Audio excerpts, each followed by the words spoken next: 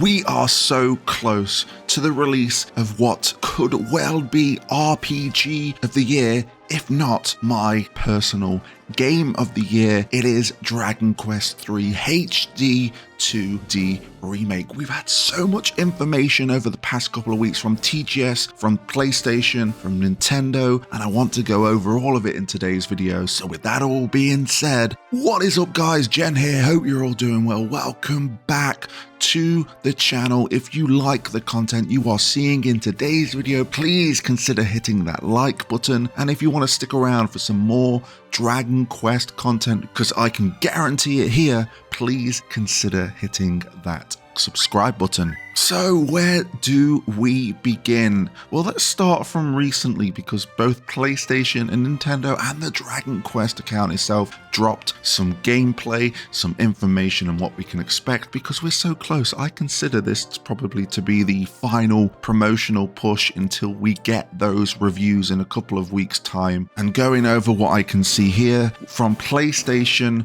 we got a nice gameplay preview, around 7 minutes of the party going to the sleepy village of Norvik, which is just north from Romaria. It involves a quest of us getting and returning an artifact called the Dreamstone for the fairies. And essentially we get a nice look at the town. It looks beautiful. This HD 2D style is looking grandiose. I love the color palette it's bringing to the table and everything else in between. But we get a view of the town, of which, if you've not seen any comparisons, this is significantly larger than the original Dragon Quest / Dragon Warrior 3, where going from A to B is so much longer and so much more in depth and so much more in detail. And you can see it here when they're going through the town. We go out into the world map, we get a preview of some of the battles. Oh, it's looking so damn good. And then we of course go to the underground lake and we get the Dreamstone, a nice little preview of what we can expect. Not only that, Nintendo and PlayStation both dropped a trailer, an overview trailer of everything you can expect, from Vocations to the monster arena, from battles and just general exploration. A few things to note is that the monster arena is looking incredible.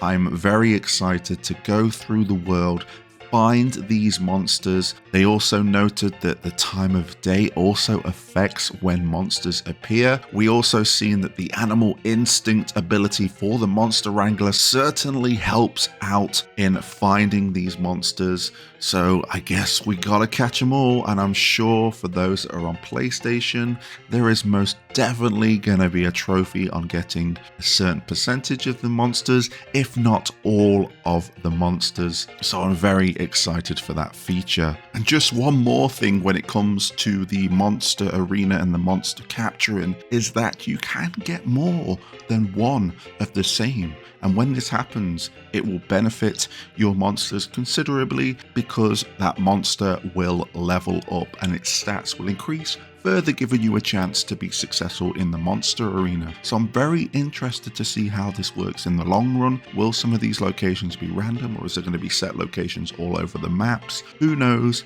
But it's, again, a feature that I'm very excited to dive into and experiment with. They dived into the Vocations once again. I'm currently playing through Dragon Quest VI, which also has the Vocation system, and I'm liking what I'm messing around with here. So it's even more exciting to me that I get to dive into the Dragon Quest that brought it to the table, along with the Monster Wrangler, in addition to this version, and just get all those abilities, mix and match what will work out best, and just have a good time. Come up with some powerful builds and just plow through this game. And it makes me think, with the Vocation system, does this affect what difficulty I might pick? Maybe if I'm going to go for an overpowered build, maybe I want to be very confident and go from the Dragon Quest mode to the Draconian Quest mode.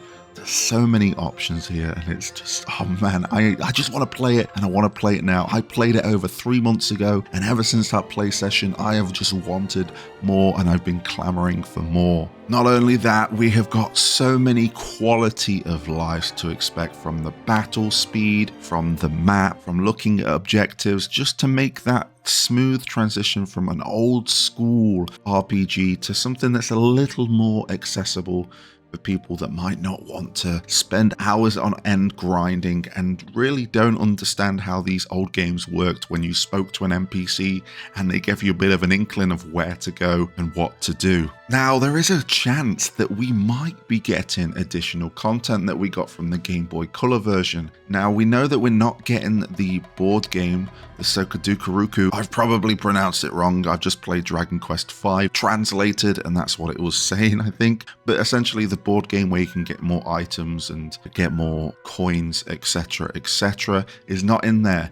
But it was discovered on both Reddit and pointed out on Twitter that the overview trailer showed the Rubis sword, which was exclusive as far as I'm aware when it comes to Dragon Quest III in the Game Boy Color version. So maybe some of the things that came with that version may be implemented here. Though on the flip side, maybe they have added additional items from people that have played Dragon Quest. It might not just be the Rubis sword, just to make this adventure feel a little bit more fresh and make you want to explore it just that little bit more.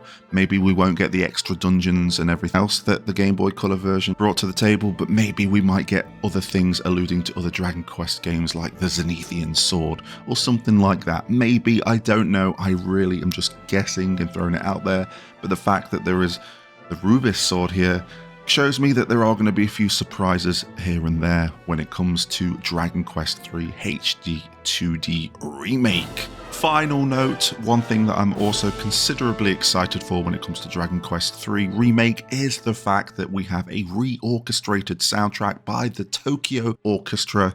It's going to sound incredible. I don't know if we're going to get any extra tracks or anything else to support more of the story beats throughout the game, but we will see. I think that about does it. All I have got here now is just excitement. I'm really excited for Dragon Quest III. A little bit before this drop of the final kind of push promotion-wise, we got TGS, which came with some more gameplay as well. I am just loving the look of this game, the feel of this game, the sound of this game, and I just can't wait to get my hands on it. But I'm more interested to hear your thoughts and opinions. How are you feeling going into Dragon Quest III HD-2D Remake? I have had a collection of people that have played the original on the NES and played the Game Boy Color version, and I've even played the mobile versions, and I've also got people like myself that are new to the series and wanting to dive in with this game. So please throw your opinions in the comment section down below, because it's gonna be a good time. Not long to go and you can expect content from myself. So thank you for spending some time with me talking all things Dragon Quest III HD-2D Remake. Still a mouthful, but I'm going to still try and say it, but I'll leave it there. Thank you for watching, and I'll catch you on the flip side.